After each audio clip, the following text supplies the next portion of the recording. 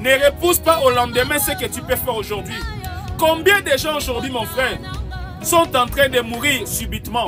Et je vous rappellerai, mes frères et sœurs, depuis un certain temps, j'ai compris que le diable a changé de tactique. Aujourd'hui, c'est difficile d'entendre des gens mourir de longues maladies.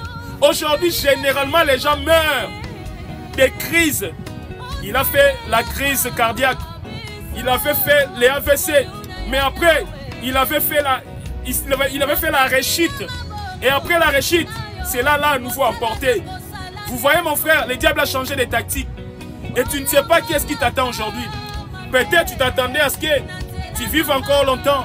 Peut-être tu t'es dit, moi, sûrement, il faut que je tombe malade et que je reste longtemps allongé sur le lit de l'hôpital. Et là, ça serait une occasion pour moi de saisir l'occasion pour me remettre en ordre avec mon Dieu. Non, mon frère, tu n'es pas plus que tous ces gens-là qui meurent sous les crises cardiaques, qui meurent sous les différentes crises. Mon frère, laisse-moi te dire, rachète le temps car les jours sont mauvais. Et je vais conclure cela par un témoignage. Récemment, mon frère, ma soeur, là où j'habite, mon frère, il y a un mur mitoyen. Donc, vous comprenez les murs qui nous séparent, entre les murs qui séparent les deux voisins. J'avais étalé des vêtements sur ces murs-là.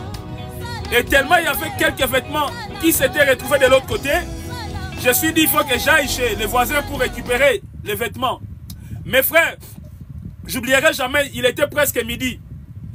Je sonne. Personne n'est décroché, mais je voyais la fenêtre ouverte. Je vois aussi la porte ouverte.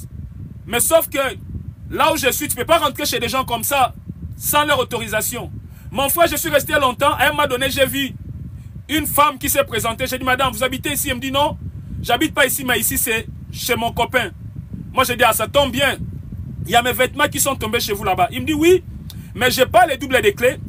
Ça fait au moins une semaine que je l'appelle, il ne décroche pas. Moi, j'ai dit, ben, appelle-les. Pendant qu'on se parlait, une autre personne s'est présentée. C'était l'ami de mon voisin. Il parle maintenant avec la copine parce qu'ils se connaissaient. Il dit, ça va, oui, j'appelle mon copain, mais il ne décroche pas. Et les voisins, l'ami du voisin va dire, mais non, hier, je l'ai vu. Donc, cette histoire que je suis en train de vous raconter s'est déroulée le samedi, vers midi. Et l'ami du voisin dira à la copine du voisin, non, hier, vendredi, vers 14h30, j'ai vu le voisin sur sa moto. Il m'a même salué. Là, il n'est même pas une journée entière depuis que je l'ai vu. C'était hier, vendredi à 14h30. Là, il est presque 12h, 12h, 13h. Essayons de l'appeler. Mon frère, ma soeur, pendant qu'ils appelaient, à un moment donné, je me suis dit non. Pourquoi pas appeler la police pour venir voir si se passe quelque chose. Il se pourrait que le mec a fait une crise. Il se pourrait aussi qu'il soit mort. Et les deux personnes me diront non, arrête avec ce que tu dis. Et pendant que je disais cela, la police passait derrière moi. Moi, j'ai dit, je peux les appeler. Non, non, non, arrête, ne l'appelle pas. Et tellement que j'insistais, ils ont fini quand même par appeler la police. Je me rappellerai, il y avait 3 policiers qui étaient venus. Une dame et 2 messieurs. Et les 3, ils se sont présentés là où nous, on était. Comme d'habitude, il y a un qui était resté dehors avec nous et les 2 autres étaient rentrés. Et quand ils sont rentrés, mes frères et sœurs, quelques temps après, les policiers qui étaient restés dehors avec nous vont recevoir leur coup de fil. Et moi, je suis un enfant, comme je vous explique, moi, mon père fut militaire. Je connais un peu les réactions des militaires quand il y a un problème. Et vu seulement la manière dont les policiers s'étaient décalés de nous, et vu la manière dont son visage était devenu bleu, je me suis dit sûrement il y a un problème. Et tout d'un coup, la dame va dire à demander à ce policier, qu'est-ce qui se passe? Il est mort? Il dira oui, le monsieur est mort. Vous imaginez mes frères et sœurs, un monsieur qui était bien portant, le vendredi à 14h30, saluant même ses copains. Et le samedi, je me dis, moi je peux estimer, hein, pour moi il est mort le samedi. Pourquoi j'ai dit le samedi? Parce que sa porte de la maison, pas de la parcelle de la maison, était ouverte. Cela veut dire qu'il avait pris le temps d'ouvrir la porte. Sûrement il a fait la crise la journée de samedi. Mon frère, le mec était mort. Et je vous informe, le mec en question, son père, fut maire, comme on dit, commissaire de zone, maire de la ville où je suis. Et je me rappellerai toujours, un mois avant, j'avais eu l'occasion de discuter avec le mec. Il me dira, regarde, toute cette parcelle, elle est déjà vendue. l'année prochaine, donc 2025, il ne sera plus là.